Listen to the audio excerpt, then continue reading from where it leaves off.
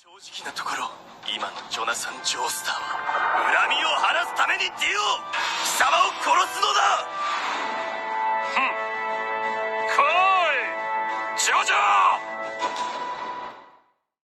Hey guys, it's your boy, the boy with baby eye, and I am here today with another why video. And today's topic is, as you already know, why Jonathan Joestar is not a bad character. Before we get into this video, make sure you like, share this video and subscribe to this channel for more Jojo content. So without further ado, let's get into this video. So a lot of people hate the first part of Jojo's, and Jonathan Joestar is their least favorite Jojo. When asked, they say that because Jonathan Joestar is lame. But is he really? Before saying that he's lame, you have to realize where he came from and how he grew up. First of all, he grew up with a father who is very strict regarding manners and discipline. Jonathan was always scolded for every mistake he made. He was the only child and he lived in a mansion with his father and their butlers. Like I said before, he was taught to behave well and Jonathan always wanted to be a gentleman. This was shown when he saw a young girl being bullied by 3 kids. There he goes to save that girl. Why? Not because he liked the girl, but because he wants to be a gentleman. And that's what gentlemen do. Keep in mind that this is 19th century England we are talking about here. And even when Jonathan was fighting Robert E.O. Speedwagon, he didn't kill Speedwagon because he doesn't want to hurt Speedwagon's family. And choosing not to kill Speedwagon helped Jonathan as well, because apparently Speedwagon was kind of a big shot in that street. And there were a lot of thugs who wanted to attack this rich looking kid. And why did Jonathan decide not to kill Speedwagon? It's because of his good qualities that his father drilled into him. And because of that, Speedwagon became friends with Jonathan and the Joestar family and became the best character in all of fiction. So, when you really think about it, it is all thanks to Jonathan. Another reason why Jonathan is not lame. And after his first fight against Dio in the mansion, Jonathan gets to know that Dio is still alive.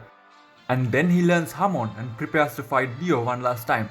And he sees Sepeli sacrificing himself, but he continues to fight Dio and beats Dio for Sepeli. And when Jonathan and Irina were in the boat, Dio attacks the boat as a head, and he now wants Jonathan's body. Here the boat explodes, and Jonathan sacrifices himself, saving his wife Irina and a baby that they saved in the boat. The scene where Jonathan holds onto Dio's head is so sad. So why does Dio mean so much to Jonathan? For that, we have to go back to where he was raised. He grew up with butlers and he had no one in his house who was the same age as Jonathan. And Dio comes along. Even though Dio did poke Jonathan in the eye, kissed Irina and killed Jonathan's dog Danny, they still spent 7 years together after that. And then Jonathan became best friends with Dio. They were in the same rugby team. And they were the top 2 players in the team.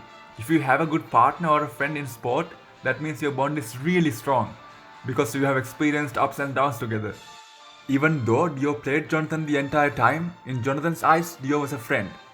So why do people still hate Phantom Blood? It's because it's hard to get on board with vampires and stone masks. And the power system Hamon is also not the best, especially when you compare it with stand abilities. And the story of Phantom Blood is kind of boring as well if you compare it with the other parts.